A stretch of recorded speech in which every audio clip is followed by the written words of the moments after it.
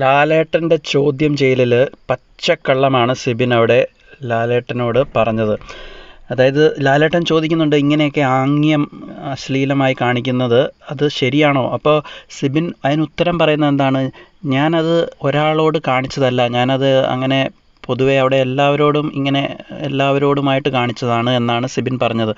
അത്രയും ഒരു വിഡ്ഢിത്തരം എങ്ങനെ സിബിൻ ഇപ്പോൾ പറയുന്നു? അതായത് ആ സമയത്ത് ഇത് വിളിച്ച ശേഷം ജാസ്മിൻ അത് കണ്ടുപിടിച്ച് കഴിഞ്ഞ ശേഷം അപ്പം തന്നെ സിബിൻ പൂച്ചയെ പോലെ ഓക്കെ ഞാൻ എൻ്റെ കയ്യിൽ നിന്ന് പോയതാണ് വളരെ വ്യക്തമായി പറഞ്ഞാണ്, ഞാൻ ജാസ്മിനോട് മാപ്പ് ചോദിക്കുന്നു എന്നൊക്കെ കറക്റ്റായിട്ട് അവിടെ പറഞ്ഞാണ്. ഇതിപ്പോൾ എന്താണ് സംഭവിച്ചതെന്ന് വെച്ചാൽ ആ വിഷയം അവിടെ കഴിഞ്ഞ് കഴിഞ്ഞ് പിന്നെ പവർ റൂമിലൊക്കെ എത്തി ഒരു സംസാരം തുടങ്ങിയപ്പോൾ അവിടുത്തെ ആരോ പറഞ്ഞു കൊടുത്തു സിബിൻ്റെ അടുത്ത്, ഇത് ഇനി ജാസ്മിനുമായിട്ട് സംസാരിക്കാൻ പ്രയാസമാണെങ്കിൽ ജാസ്മിനോടല്ല കാണിച്ചത്, ഇത് അവിടെ ഉള്ള എല്ലാവരോടും അങ്ങനെ എല്ലാവരോടുമായിട്ട് ഇങ്ങനെ ദേഷ്യം വന്നപ്പോൾ കാണിച്ചതാണ് എന്ന രീതിയിൽ പറഞ്ഞ് അത് അവസാനിപ്പിച്ചാൽ മതി, അപ്പോൾ ജാസ്മിനുമായിട്ട് നേരിട്ട് അങ്ങനെ ഒന്നും താന്നു കൊടുക്കേണ്ട ആവശ്യമില്ല എന്നുള്ള രീതിയിൽ അവിടെ ആരോ അത് അവതരിപ്പിച്ചു. അപ്പോൾ സിബിൻ അങ്ങനെ പിന്നീട് കാര്യങ്ങൾ മാറ്റി പറയുകയായിരുന്നു. പക്ഷേ ഇപ്പോൾ ഇവിടെ ഈ വീക്കെൻഡ് എപ്പിസോഡ് ലാലേട്ടനുമായിട്ടുള്ള ഇങ്ങനത്തെ ചോദ്യം ചെയ്യലിൽ ഇത്രയും പബ്ലിക്കായിട്ട് കള്ളം പറയേണ്ട ഒരാവശ്യം സിബിൻ അവിടെ ഇല്ലായിരുന്നു.